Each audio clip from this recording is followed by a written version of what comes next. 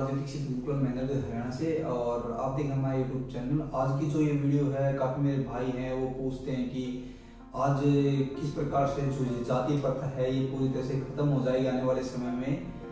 तो आपके क्या विचार हैं नरेंद्र भाई इस विषय में? तो आज मैं आपको वही बताने जा रहा हूँ। आज इस वीडियो में हम आप पूरी विस्तार पूर्वक आपको बताएंगे कि किस प्रकार से भारतीय में जाति व्यवस्था, वर्णिक व्यवस्था रही और क्या था उनका होने का कारण और क्यों आज ये पूरी तरह से खत्म होने के कगार पे है और क्या ये हम इसको बचा सकते हैं।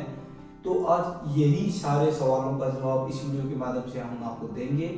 अभी तक जिन्होंने हमारे चैनल को सब्सक्राइब नहीं किया वो सब्सक्राइब कर ले और बेल आइकन को जरूर दबाएं ताकि आने वाले समय में आपको नोटिफिकेशन मिलती रहे। तो आइए जान लेते हैं वर्णिक व्यवस्था क्या थी।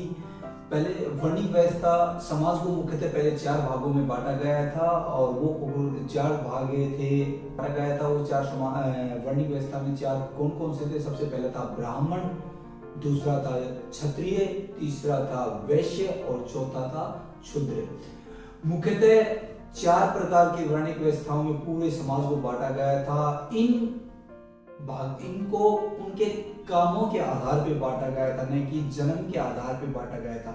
इस बात को पूरे ध्यानपूर्वक सुनना कि आज की जो व्यवस्था बांटी गई है, जो हमारी जातीय व्यवस्थाएं हैं, वो पूरी तरह से जन्म पर आधारित है। जब बच्चा जन्म लेता है तब उसका पूरी तरह से नामांकन होता है, तब से उसको चमार, धानक, जो भी अहीरवाद जिससे भी वो जोड़ा जाता है वो जन्म के आधार पर जोड़ा जाता है। पहले ये चीजें नहीं थी। सबसे पहले 4 ही वर्ण थे। जब शुरुआती दौर में महाभारत के काल में भी 4 ही वर्ण थे, वेदों में भी 4 ही वर्णों का उल्लेख किया गया है। तो वो वर्ण किस प्रकार से लोगों को मानता है, काफी लोगों को सवाल होते हैं कि भाई 4 में से बड़ा कौन है। तो उसका भी मैं आपको सवाल का जवाब दे रहा हूँ। अब ध्यान से एक कविता सुनना। मैं आपसे एक सवाल करता हूँ कि आपके पूरे शरीर में कौन सा अंग है जिसको आप ऊंचा या नीचा कहेंगे? मुझे नहीं लगता कि आप ये कहेंगे पैर ऊंचे हैं। मतलब सभी अंग समान हैं, जबकि उनका कार्य प्रणाली है अगर हम उस हिसाब से देखें तो पैरों का काम पैरों की जगह अच्छा है, हाथ का काम अच्छा है। काफी लोग मानते हैं कि जो ये 4 वर्ण थे किस प्रकार से निकले हैं। तो सबसे पहले ब्राह्मण को विष्णु जी के अवतार मुंह से माना गया है कि उनका उद्गम स्थल है, जो ब्राह्मण का उद्गम स्थल है वो ब्रह्मा जी के मुख से हुआ है।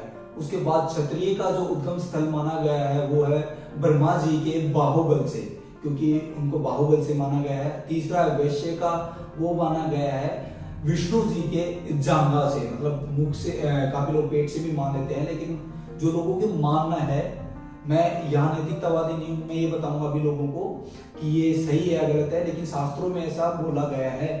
तो जो चौथा माना गया है शूद्र को, वो विष्णु जी के पैरों से माना गया है। हमारे शरीर में जिस प्रकार से 4 सभी अंग बराबर है, इसी प्रकार से कोई भी अंग छोटा बड़ा नहीं, इसी प्रकार से चारों वर्ण समाज में अच्छे माने गए थे।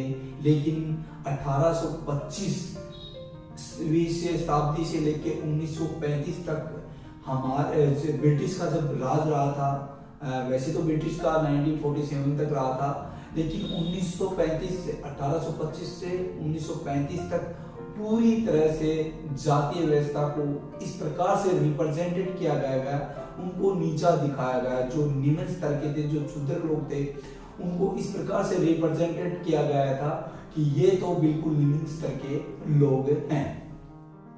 तो ये था हमारा समाज है, वो 4 वर्णों में बांटा गया था। अब वो कर्म के आधार पे थे, तो क्या क्या कर्म थे मैं उनके बारे में आपको बता देता हूँ। क्या वो काम थे? ब्राह्मण का काम था वेद शास्त्रों के बारे में, पुराणों के बारे में पूरी तरह से जानकारी जो हासिल करते थे, या पूरा बौद्धिक स्तर का जो काम होता था, मतलब जिसमें ज्यादा तारोतव होता है बुद्धि का, वो काम करते थे, वो ब्राह्मणों का काम होते थे। दूसरा होता था क्षत्रिय, युद्ध कला कौशल कला में निपुण होते थे, वो क्षत्रिय होते थे। वो अपने सेवा मतलब अपने स्वामी के प्रति थे, वो पूरी तरह से वफादार होते थे। वैश्य, जिसको व्यापारिक स्तर के पूरे किस प्रकार से व्यापार करना है, किस प्रकार से फसल को बोना है, ये सारा काम वैश्य के होता था। और इन तीनों वर्णों की सेवा करने का जो भाव था वो शूद्र के ऊपर था।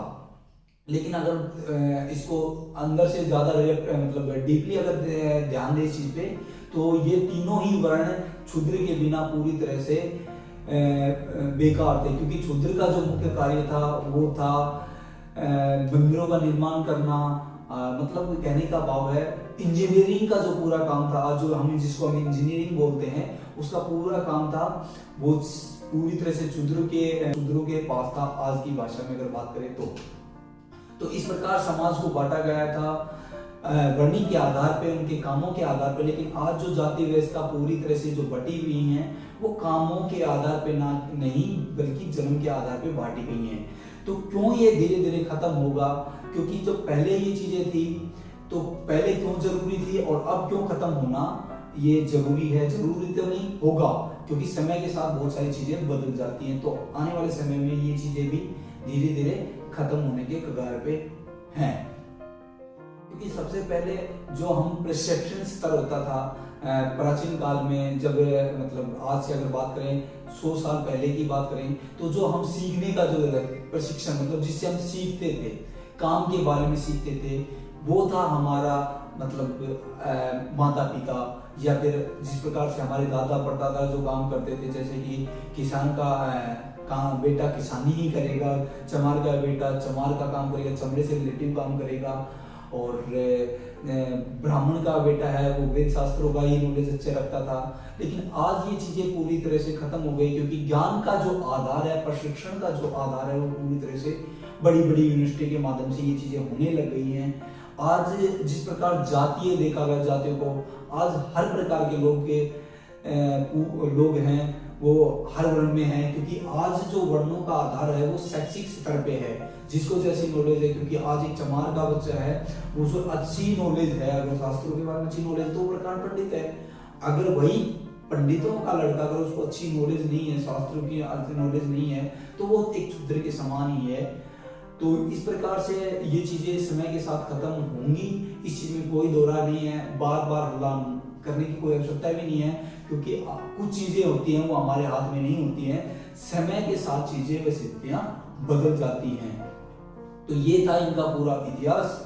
अगर आपको ये वीडियो अच्छी लगी तो वीडियो को, हमारे चैनल को सब्सक्राइब कर दे और बेल आइकन को जरूर दबाएं, ताकि आने वाले समय में आपको ज्ञानवर्धक बातें आपको मिलती रहें।